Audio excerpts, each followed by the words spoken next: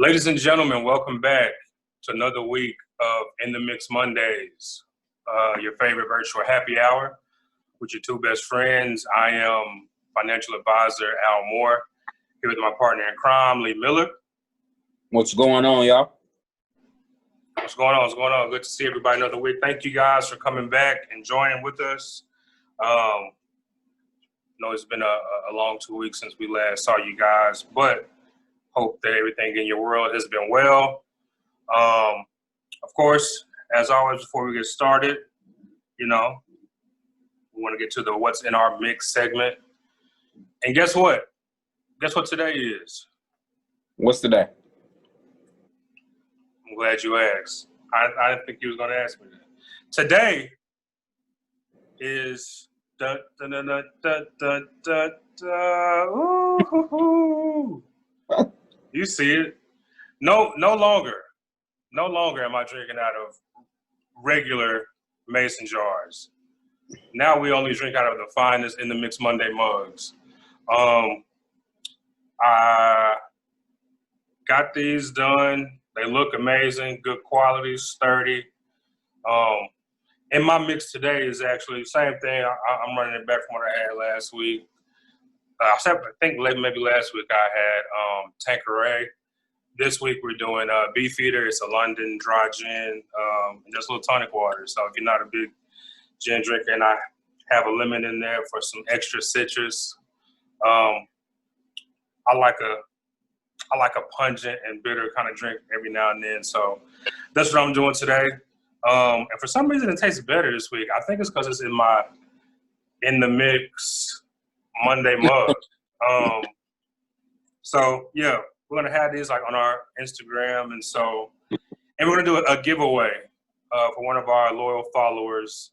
I don't know what kind of giveaway we'll do, but I don't know if we'll make it like probably something where if you follow us on our socials and share one of our videos, and for a chance to win In the Mix Monday mug.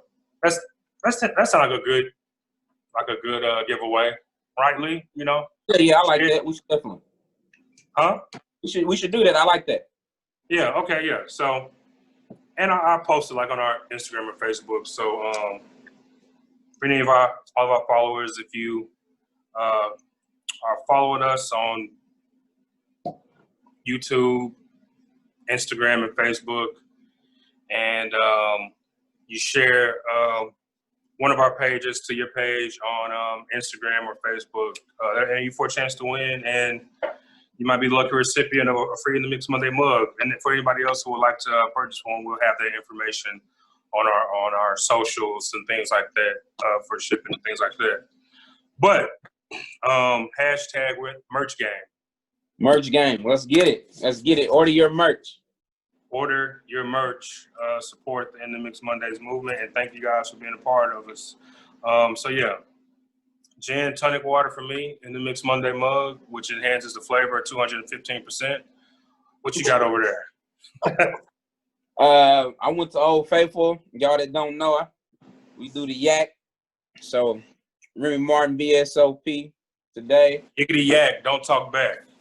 I mixed it in my ginger ale. I don't know. I kind of picked up when I was in New York. They don't do a lot of like Crown and Coke and stuff like that. They use ginger ale a lot. So really, yeah, ginger ale in my Remy. But this In the Mix Mondays, that's what's in my mix. Remy is pretty much my go-to to chill. I could drink it straight up. Sometimes I might put a lemon in it, lemon zest. But yeah, so that's what we on today. Ginger ale with a little yak. Okay. The drink of a gentleman. Uh-oh. Hold on. I lost you there. Where you go? Let me see. Somebody actually called me, which is rare because it's after business hours.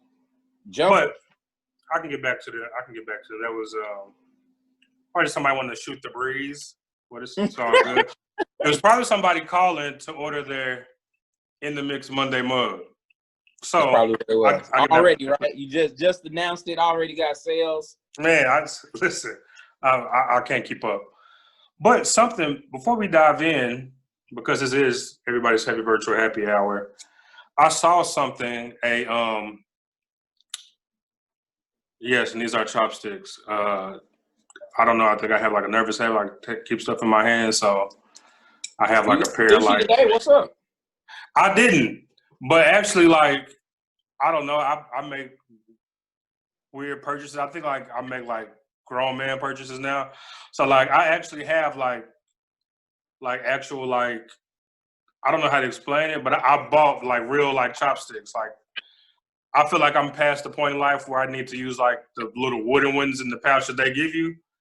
So it's like I actually have like wooded, like actual wood and like metal. Like I spend money on like chopsticks But and footwear. you order your sushi to go, Bro, or it's COVID. do you take the chopsticks with you to the restaurant and be like, oh, I don't need that. I got brought my own.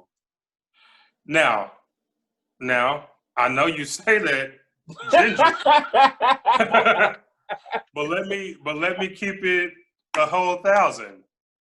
After COVID, Al will probably be in the nearest sushi establishment with his own chopsticks and flatware. Because like it came like in like a little sleek package, and I feel like when I pull it out now, people like he's different. Like he has designer chopsticks because it's not a game, and it's like the only person that would make fun of me is my wife. But like, who cares? Because she already chose me. So I mean, it's like, okay, like, what you gonna do? So So do you have what? your own fork and steak knife when you go to steak houses, or just or just chopsticks? Listen, man, I'm not taking anything off the table. And I'm you not got hot taking. sauce in your swag bag. Okay, all I'm right. not taking anything off the table. But I feel like this new society. I feel like there's going to be a marriage between like because I don't know if you noticed the last couple of times I've been to restaurants to pick stuff up, and I mean I have. I'm not gonna lie. I have dined at like probably like 3 or 4 places. Like since COVID, I probably ate in like 3 or 4 places. Um, but if you notice, like they don't have like salt and pepper. There's nothing on the table. Like I used to be able to have like salt and pepper shakers or like sugar for your tea or whatever. Like all that stuff is gone. And so I feel like, and I mean, if you request one, they can bring it to you. But I feel like it's not going to be like faux pas if you're in a restaurant and somebody put out like their own salt and pepper packets or somebody pull out their own fork or chopsticks and like, no, thank you. I got my own. I'm set up already. I'm packing. I'm already set up. Okay. So, but no. What I was gonna say was, I saw this meme, bringing it back to happy hour. That was like, it was like, tell me the drink that first got you inebriated, and I can like guess how old you were, like what era you came up in. And I got to thinking back about it, and I was like, what was my first tasty beverage that I? Now I will say, the first time that I had a drink or a cocktail, like I didn't get drunk or inebriated because I just kind of like had a little bit and I was like, whatever. I never really got like I never really enjoyed a good drink enough, probably like until I got to college.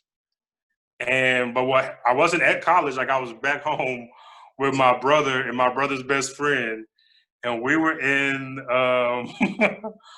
we were in this club. Hey, sir, as the attorney here, as the statute of limitations run on this before you incriminate yourself and or other people. But the statute of limitations is passed on this. Okay, all right. The statute of limitations is passed on this. Okay.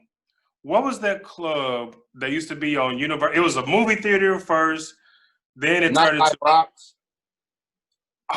Was that? No, that wasn't Nightlife, was it? I thought it was called like, because I think at one point it was called like Joe's Big Bamboo or something. That was downtown, right? That was downtown. No, but do you know what I'm talking about? Like that shopping center where Big Lots is, like Euler owns it now. Right. That was But Nightlife. all the way at the end, it used to be a club. I don't think that was Nightlife. Nightlife was like off Cantrell or Kavanaugh, right? No, that was Planet Earth. Planet Earth. Okay. Nightlight Rocks was the very center of where Big Lots was in the center.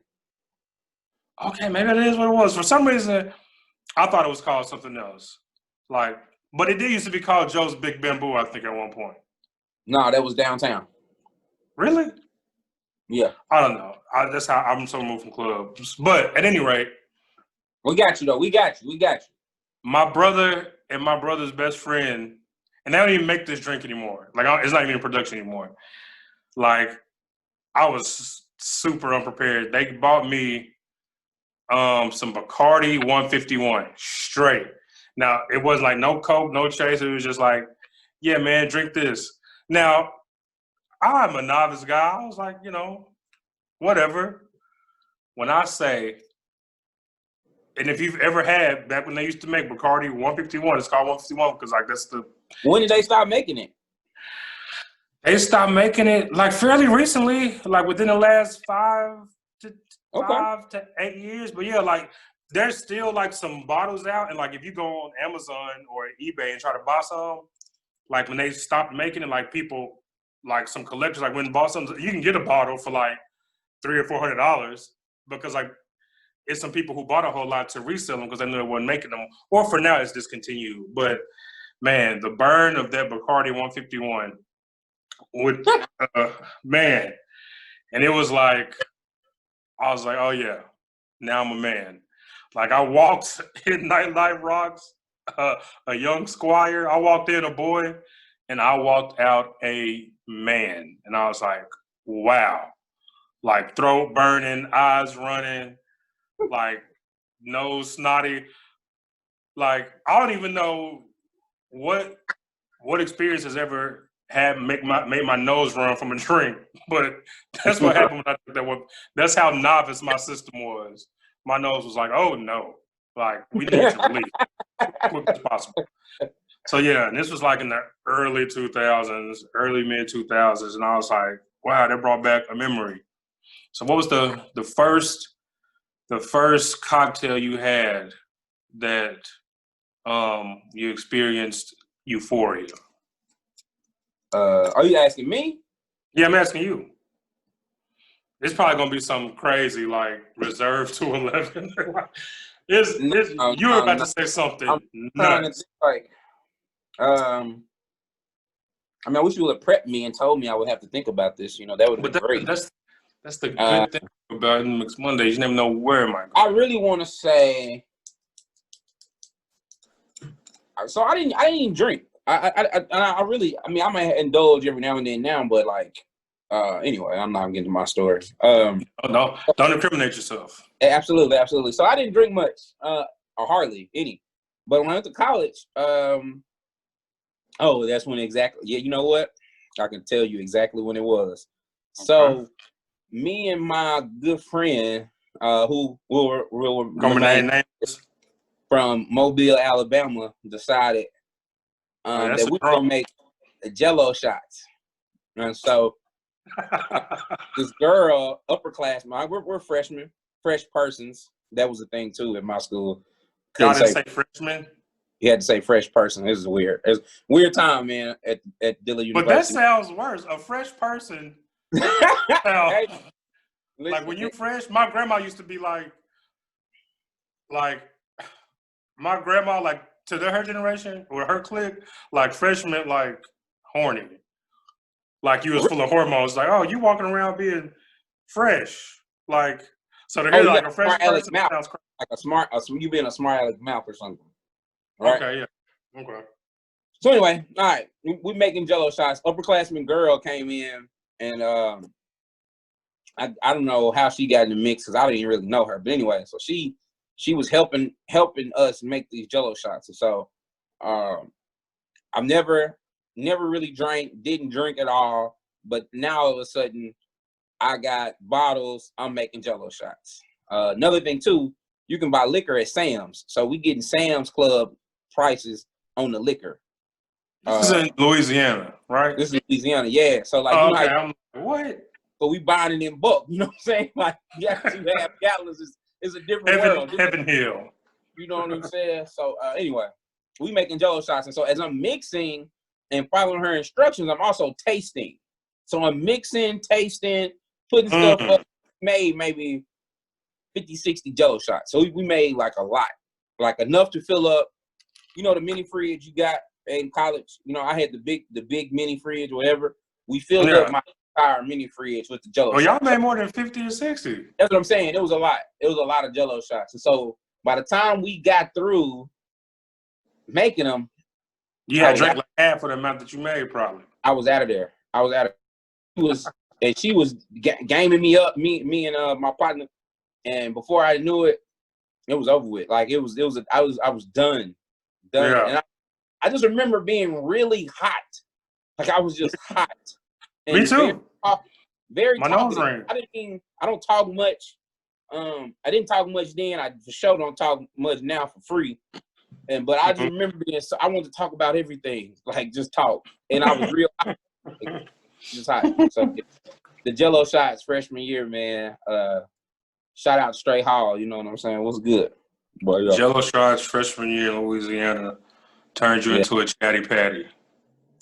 Chatty patty, man. Listen.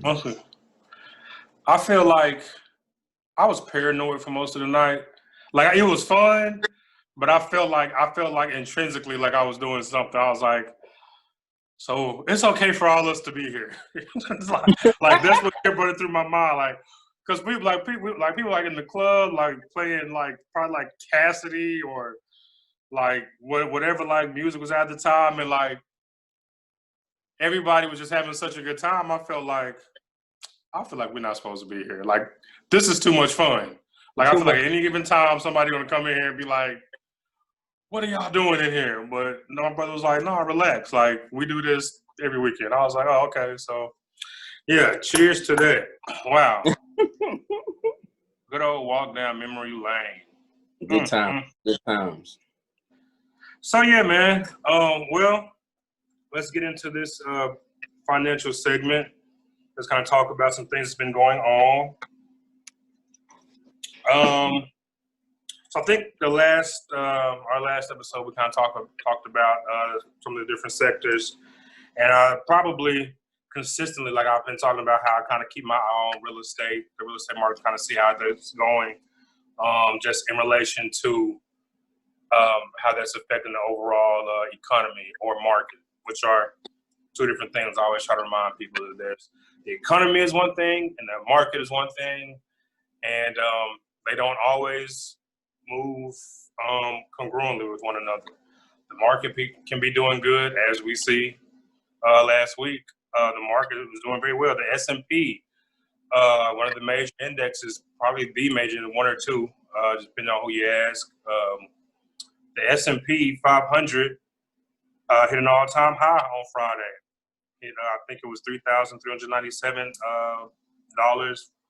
Really, really good. Bounced back from kind of where it was back in March. Now, again, that doesn't, because the sector, or because the market was doing well, it doesn't necessarily coincide with the economy. Your economy can still be experiencing issues, and vice versa. Sometimes your economy can be good, and you can be having a downward slide in the market. So just always kind of be aware of those things. I know a lot of people use the terms interchangeably, but my personal philosophy, just kind of some research that I've done on it and listening to economists, sometimes it's very important to make that distinction. And out of the major sectors of the market, Friday, consumer discretionary ended high. It was like the biggest sector, had the best performance. And the consumer discretionary sector, that entails things like retail, clothing. So you can just think about it, we break the words down: consumer, think of customers, people buying, and discretionary, meaning, you know, having judgment to use, or make it plain. Make it plain. Yeah. Basically things you don't necessarily have to have. Like you can use discretion with it. It's not something like finite. Like there's also a utility sector. Utilities are things that you need.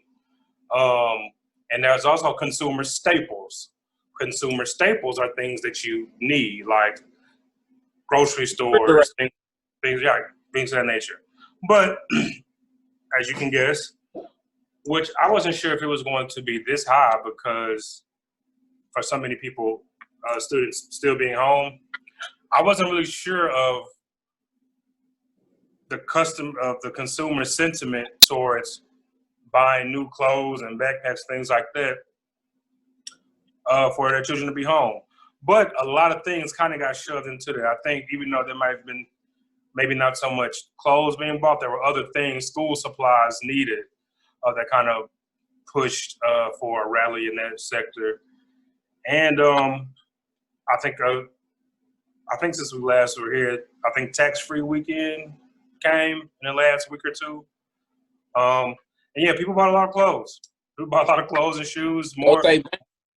Jose had a sale out of this world. Okay. I think I got an email from Jose Bay. They showed out. It was 80% off. I think Brooks Brothers and Men's Warehouse sent me one too. But I've been trying to stay focused. But I almost did some clicking. So yeah, that consumer discretionary was the best performing sector of last week. People continue to go shop, and I mean, you can kind of feel either way about it. But to get our economy back on track, we need the people who spend money to go shop. So I know sometimes you might get on social media and see people like berating people who are like shopping and buying clothes. Like, no, let them spend their money.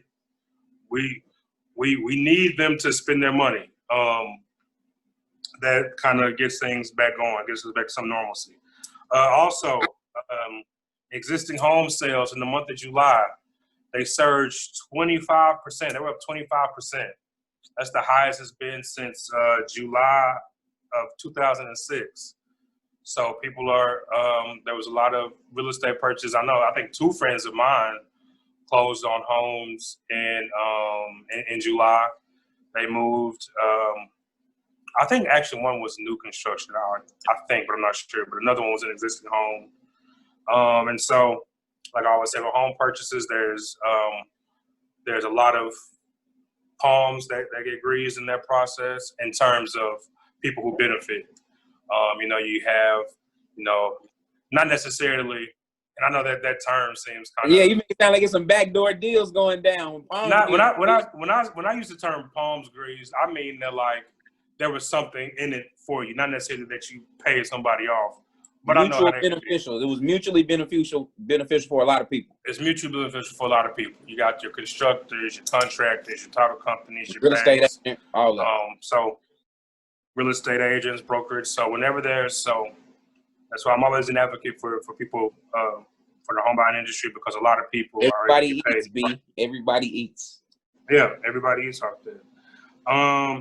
But also in that same vein, I know when we had Miss Tina Marie on, we talked about purchasing homes and for new buyers and things of that nature. And we also talked briefly about refinancing. If you have not refinanced your house by September 1st, there is something coming. There is something from Fannie Mae and Freddie Mac. They're going to start instituting called an adverse market fee. And Lee sent me the article to that last week, and I looked into it.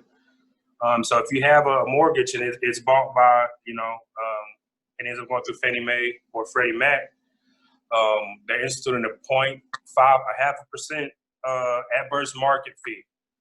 So just depending on the amount of the refinance or anything like that, you might have an extra fee of a couple hundred, maybe even a couple $1,000 that you didn't have to pay before September 1st. And that's not the first time they've done something like that. I did a little research into it. They had some different kind of fee, I think back in 2008, something similar. But it's basically just like to kind of hedge their bet against another bubble. Because like I said, Freddie Mac and Fannie Mae aren't lenders, but they buy mortgages and services from people like who ordinarily wouldn't be able to get homes. They have,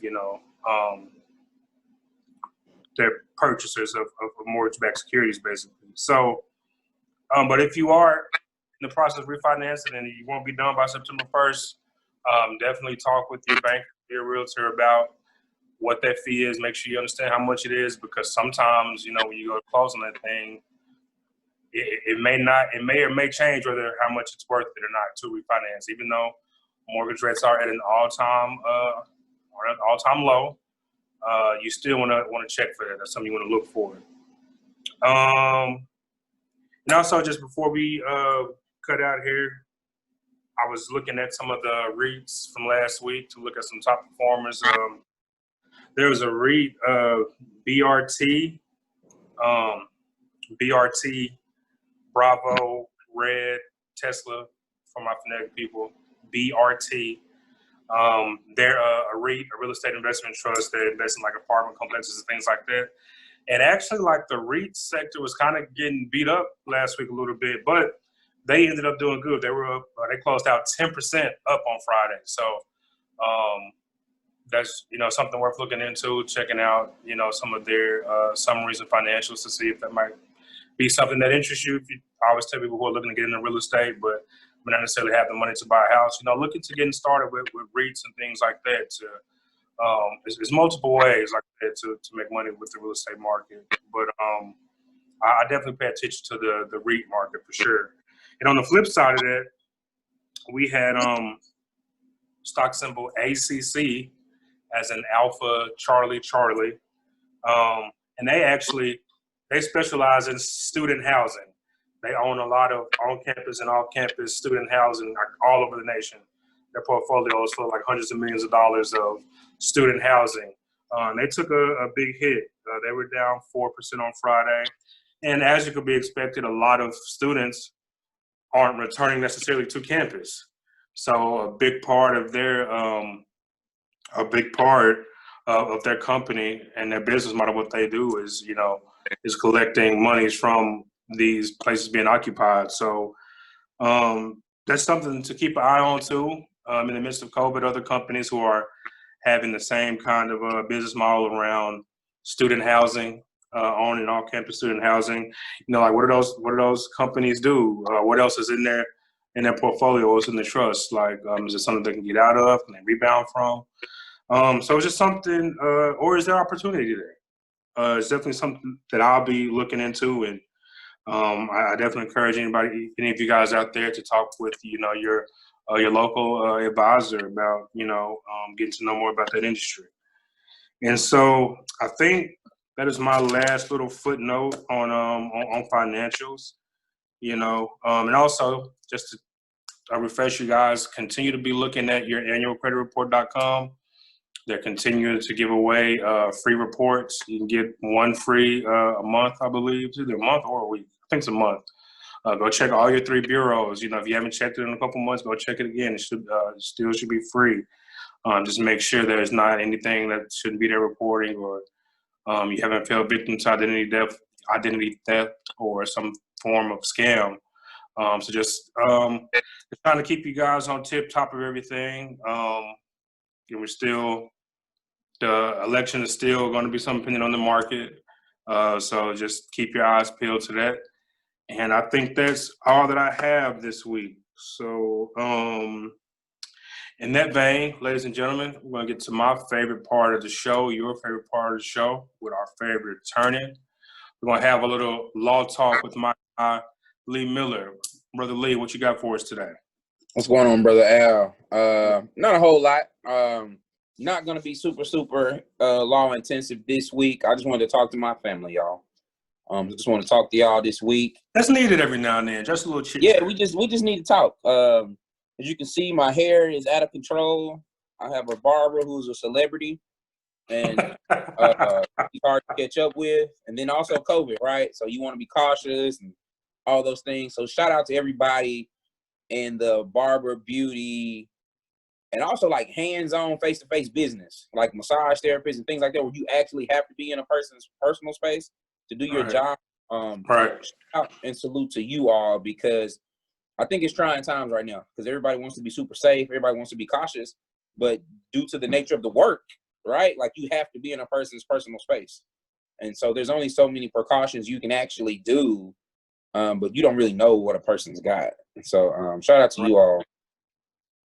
So first thing I want to talk about, family, is shout out to you all. 2020 has been a tough year. It's been a rough one, right? But we're still here, surviving, competing every day. And I want to encourage you all to continue to do that because we're about 6 months, into it. What's the 8th month actually? But a little over halfway, right? It's 8th month. Why you look? Yeah, like we're going into the 9th in a couple of days. Yeah. So it's been a rough year. Let's finish up strong. Stay encouraged. Stay positive. Love on one another, and let's get through this year. We've learned a lot about ourselves, I would imagine, and we learned a lot about each other. And so let's definitely take that into account. Now, with that being said, let's get ready for back to school. I know a lot of schools start Monday. I had a good friend of mine took his mentee to school to go over his schedule and where his classes need to be. Yeah. And so I want to encourage parents to properly pre-plan your child's school activities, lesson plans, schedule, lunch. Really go through those things because this is going to be a new school year. It's a brave new world out here. It's not going to be the same. It's not going to be the same routine. So everybody needs to be nice and adjust. Make sure you also, number one, are following the CDC guidelines as well as the leadership in your state and local government, because it's very important to keep yourself healthy, but also you can get in trouble. The students can get in trouble for not following these guidelines. And so what you don't want to do I heard CDC wasn't playing with y'all. Yeah, no, seriously. And so what you don't want to do is be getting suspended or in school suspension, right? For not wearing your mask, any of those things, because the school may not be proper, and might not be adequately equipped to deal with disciplinary issues, right? Like, is there even going to be an ISS? Do kids still have ISS in school suspension? Is that still a thing? I don't know if you can do that in socially distanced. Like when I had to go in school. But anyway, yeah. So make sure your parents, make sure your child is aware and you are aware of the CDC guidelines, the school's guidelines, and everything that they need to do to keep not only themselves healthy, but to protect the other kids in the institution. Right. Next thing, keep your kids healthy that are playing sports. I really won't get into it as much as I would like to, but they're called student athletes, not just athletes. They're student athletes. So there should be just as much focus on their academics as it is on their athletic ability. So make sure you are properly equipped to deal with their academics, because you may not always have sports, as the world has shown us. And even if you do, if you don't have a proper contract, you ain't getting paid. So make sure that you are keeping these kids healthy with the sports. So make sure you call and ask the coach, hey, coach, what are you doing to keep the kids safe? Because again, a retired high school football player like myself, football can't be played without being in a person's personal space. Well, neither can basketball too, right? So all sports require some level of somebody else's personal space. Except golf. So golf. Even your caddy is there, maybe? I don't know. Okay, so make sure, parents, that you talk to the coaches and your child about being safe during extracurricular activities and sports. Also, make sure that you are enforcing washing your hands, being clean at home, right? If a person has good habits at home, when they go out to the world, they will still exhibit those good habits most of the time. So make sure you're properly teaching people how to wash under the water, cover your hand. We even get back here on the wrist a little bit if we need to. You need to wash your hands, rinse off, and dry, not on your clothes, right? That's not how you. Al, you got to talk to the people, man. We got to talk. So we need to talk this. And so we really got to address that. So make sure that you're following the CDC guidelines and the leadership of your state and local governments. Some legal issues that can arise. Let's talk about it. Visitation and custody. Again, parents, we want each other to be reasonable. I've already talked about this once. But if you're having issues with visitation, getting to see your child, or having any custody issues or disputes, weekend visitation, any of those things, make sure you review your order, call your attorney, and be sure to follow up or follow the agreed order that you agreed to, because you don't want to have domestic disputes in front of the children. It's already a stressful time. They're going to be dealing with enough with back to school. So make sure that you're flexible and reasonable with the other parent. It's very important that you do that, because we don't want to stress our kids out with any other more stress than they already have. It's gonna be tough. I know everybody's seen the memes with the kids. If Johnny got 2 apples and got two apples from Sue, how many apples does he have?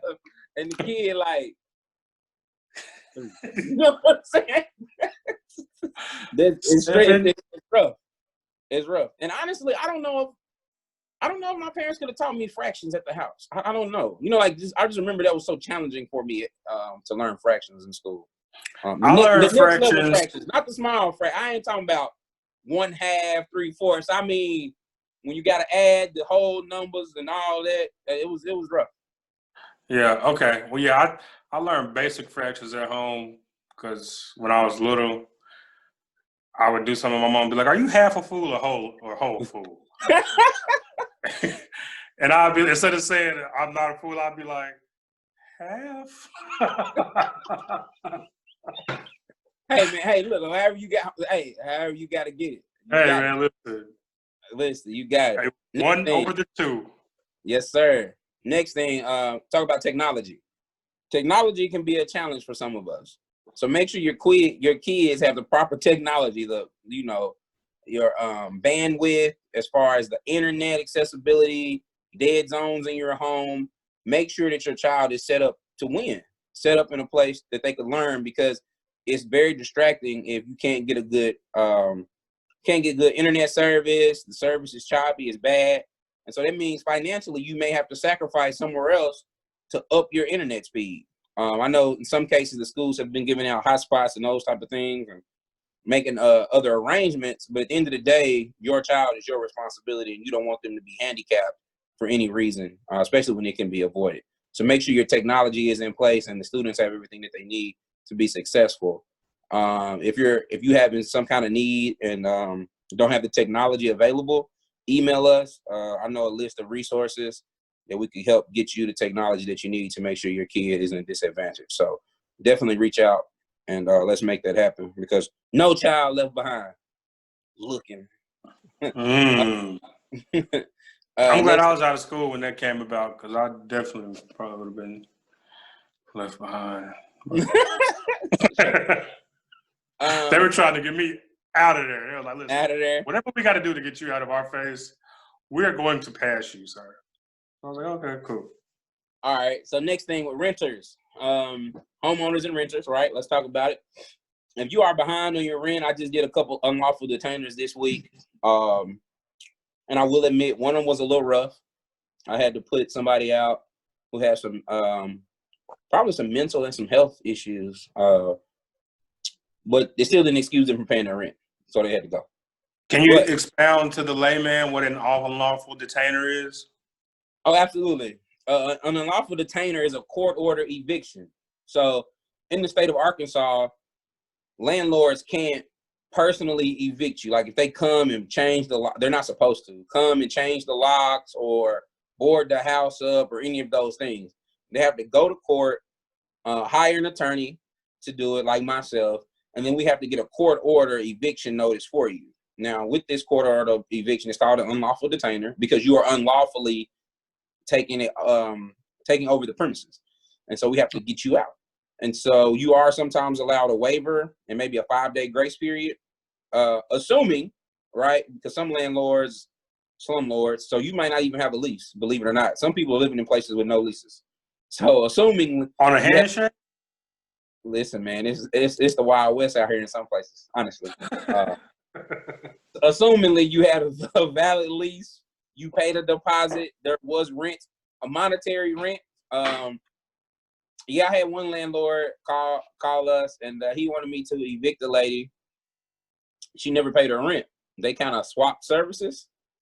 And so I was like, sir, I'm not getting involved in this.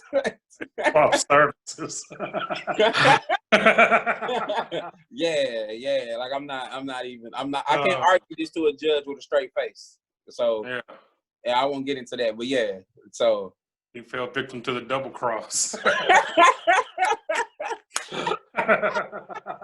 Yeah, man. It's wild out here.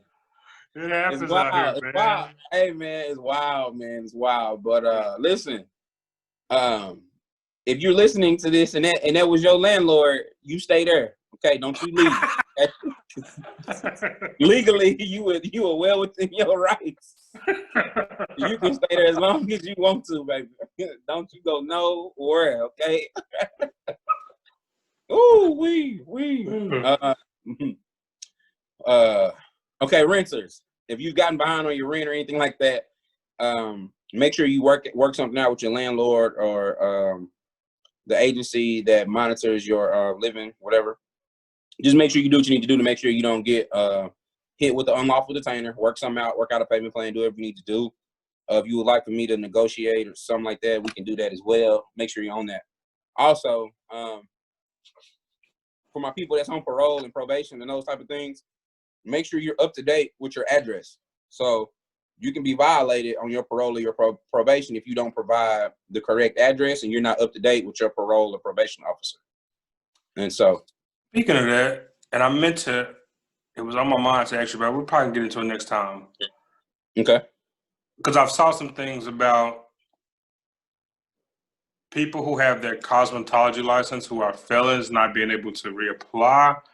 But I think it's not as stringent as some people initially first believed it to be. But I have to send it to you so we can actually like talk about it. No, I actually seen that article and I didn't finish it, but I'll get into it. But essentially, that industry is under fire because typically, right, if you are a felon, it's harder to get a job in some places and you can't work in certain industries.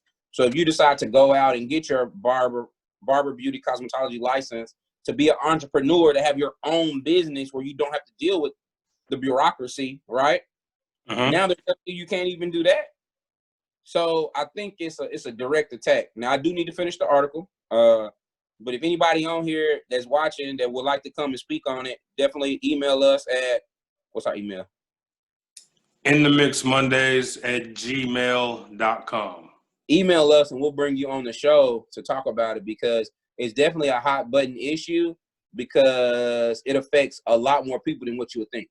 And also, barber beauty cosmetology is one of the last cash-based businesses that we have. And so that's something we got to talk about too. But anyway, probation, parole, make sure you update your address, keep up with that type of stuff. Because, you know, essentially, if you're having issues with your housing and they report that to your officer, you can be violated. And you don't want to be violated. You want to stay free and do what you need to do to take care of your business. So probation, parolees, make sure you're up to date with your people. Next thing I got, car wrecks. So y'all know I typically do criminal and family law, and I love it. It's fun. The family can be a little stressful, but it's all good. I'm now starting to do car wrecks. So briefly, if you're in a car wreck, call me ASAP or an attorney. You don't have to call me, call any attorney. And this is not an advertisement. I think I got to say that too. It's not an advertisement. But if you're involved in a car wreck, make sure you call 911, go to the hospital emergency room, and get seen by a professional, okay? Your auntie, grandma, cousin, sister, brother, Tracy does not have a medical degree. They cannot tell you what is wrong with your body. A lot of times you get whiplash in car wrecks. You won't feel it until 2 or 3 days later. But if you don't go to the emergency room immediately after the car wreck, you have already depleted the amount that your car wreck could be worth, right? Your settlement agreement, because they're going to argue and say you weren't that hurt because you didn't decide to go to the doctor. Now, I know, again, I don't know if y'all can tell or not, but I'm African American, and we don't want to ride in the ambulance because it costs money. We don't like going to the doctors because it's Tuskegee Airmen, and we just don't trust folks because we ain't got our insurance and stuff together. You don't have to worry about any of those things when you go to the emergency room, you're involved in a car wreck, because the person. Tuskegee Experiment, not Airman. Touche. Thank you. Yeah. Yeah. Not Red Tails. Yeah. Not Red Tails. No. You're right. Not Red. Yeah. The Tuskegee Experiment with the syphilis, right? I believe so. Okay. All right. Yeah. Yeah. That part. Thank you. Appreciate that. Go to the emergency room when you get into a wreck, because you don't know what's wrong with your body. You might have aggravated an old injury or anything like that. And in my negotiations over the last few months, what I found is that it's hard to argue when you did not go to a doctor. You go to a chiropractor later, but initially you need to go to a doctor, because there's a distinction between chiropractors and then like medical doctors too. So right, yeah, make sure you go to a medical doctor emergency room and get looked at, because it's bigger than just you, it's your family, right? If you're hurt or you're messed up, it cuts down your quality of life, and other people in your family depend on you: brother, sister, mother, cousin, daughter, son. And so what you don't want to do is disadvantage you and disadvantage them. So I encourage everybody involved in the car wreck to first go to the emergency room, get checked out, make sure that you are okay, and have thoroughly addressed, because you won't know immediately, because you have adrenaline running inside of you, and you may or may not have been under the influence of something at the time or earlier that day, so you wouldn't feel the pain immediately. Just keeping it 100 with my family, right? So if you don't go that day, and that was another thing too in the car wreck case I dealt with. So you don't gotta go right then, okay? But you need to go the next day, okay? You need to go immediately. And so yeah, that's where we at with the law. So that kind of wraps up my law talk with Lee this week, y'all. Appreciate it. I did want to say something about Arkansas Forward. That's cool. Yeah. All right. So Arkansas Forward. Well, first let me apologize. We were supposed to have a town hall meeting next week. Won't be happening. I've been busy. I haven't been able to plan it all the way. So give us a few weeks. We're gonna have a virtual town hall. I'm gonna get Brother Moore to get on and speak about the financial advances and the importance of circulating the black dollar. We're gonna talk about how big our impact was here in Little Rock for those 44 days that we did that. And then we're gonna launch a new campaign for Arkansas Forward, where we're gonna focus on health and wellness. And so you guys be on the lookout for that. And any of those information, you can follow us, Arkansas Forward, on Instagram. So we working. Cool. Okay. Cool. Yeah. Definitely. Looking forward to that, man. Yeah, the Arkansas Forward thing was really impactful, man. It was picked up a lot of momentum on social media. A lot of the food truck vendors really benefited from it, because they were, I'm pretty well versed in Little Rock, homebred, but it was some places and things that I learned about on Arkansas Forward that I had never been to or heard of, and I was like, I didn't even know this was around. That's good. So yeah, definitely want to keep adding to that directory with all kinds of businesses, and so yeah, absolutely. Well, thank you for that law talk. Chock full of gems as usual. We appreciate that. The family appreciates that. And just so before we get out of here, not going to be too extensive when I get into our Monday Minute segment. And this week, I don't think we talked, but for some reason, I don't know. I think you might have touched on kind of it. Have you talked about asking for things? I don't know, but go ahead, maybe. Because okay. I'm listen, and I'll say what I'll say before you get in your Monday Minute. I hate. Well, I don't say. Not hate. I am perplexed when people constantly ask for things or ask God for things. They pray for cake, like, Lord, please bless me with a cake. I want a cake. But he's giving them eggs, flour, sugar, water, everything they need to bake the cake, but they stay praying every night, asking for a cake when you have all the things that you need to make the cake. But they don't take the initiative, and they don't pray and ask for understanding, because it is possible to have all the tools around you and not know how to use them.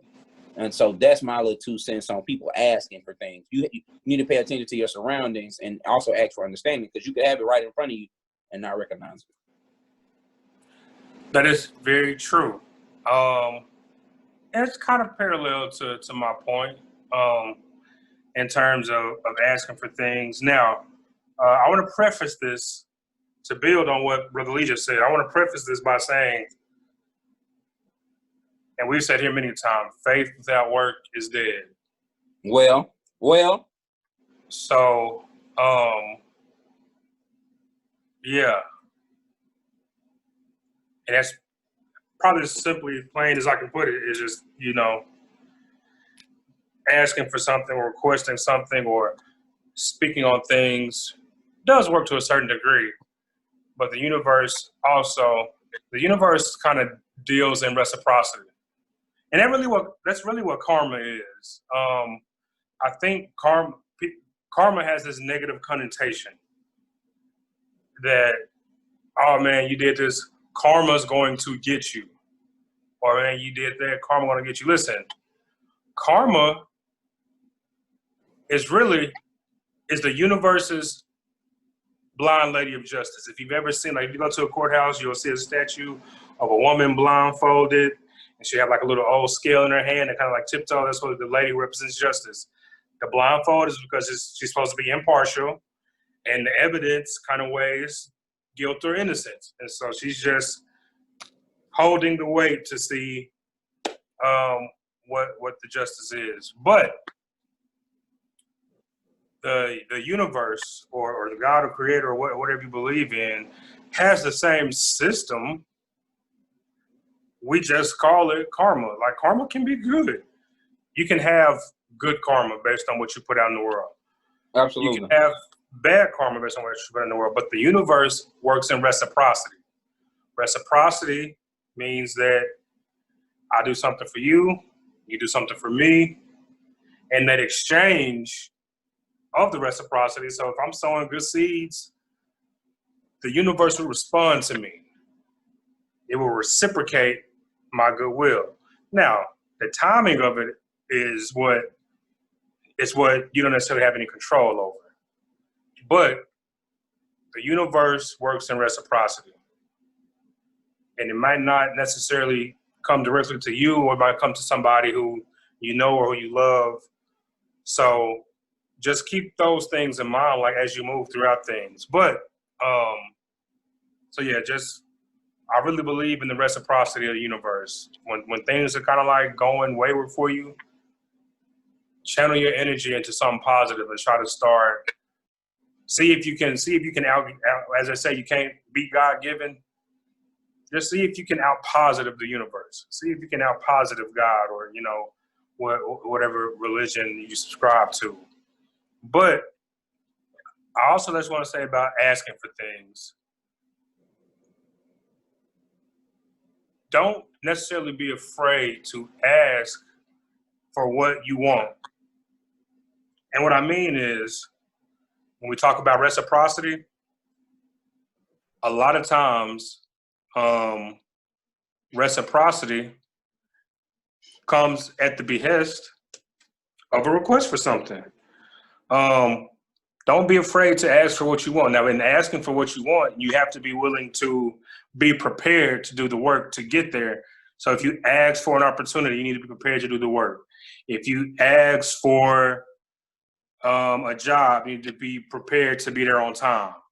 If you ask for, a significant other, you have to be willing to do the work of letting your ego die so that you can be the best person.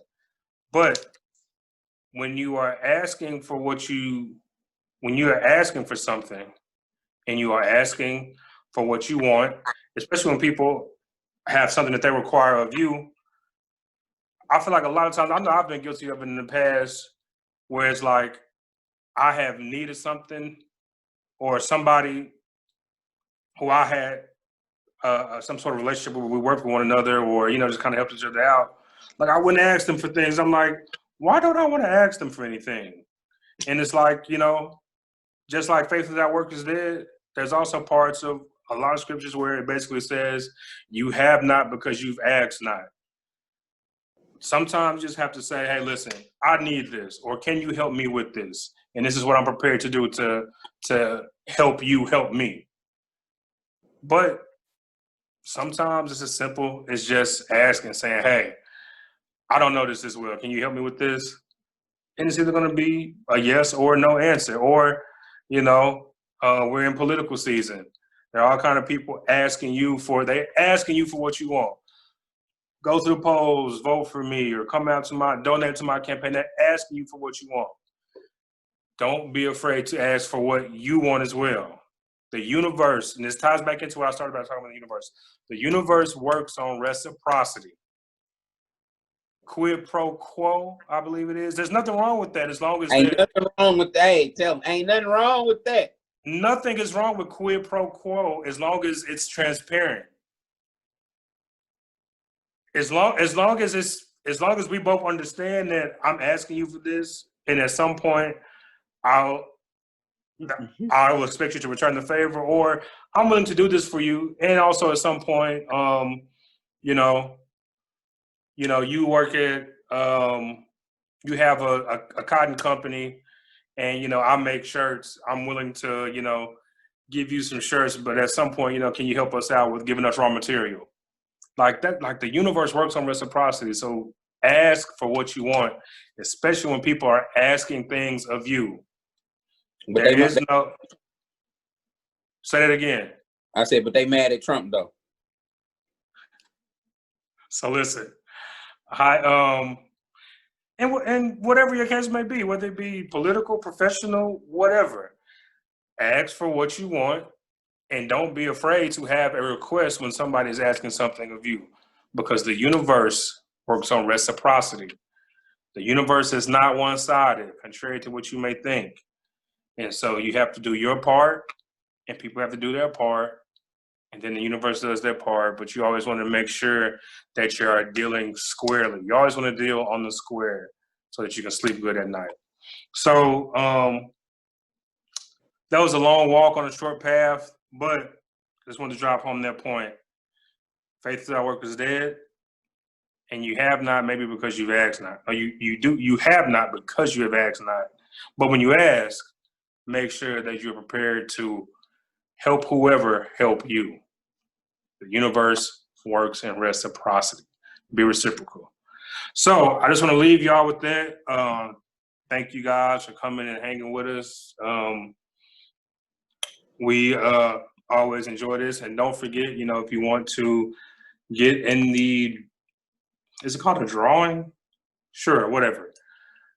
Like us on Facebook, YouTube, and Instagram, and just share one of our posts, and that automatically enter you. Share us and tag us, and then we'll enter you into the drawing to get a free In the Mix Monday mug.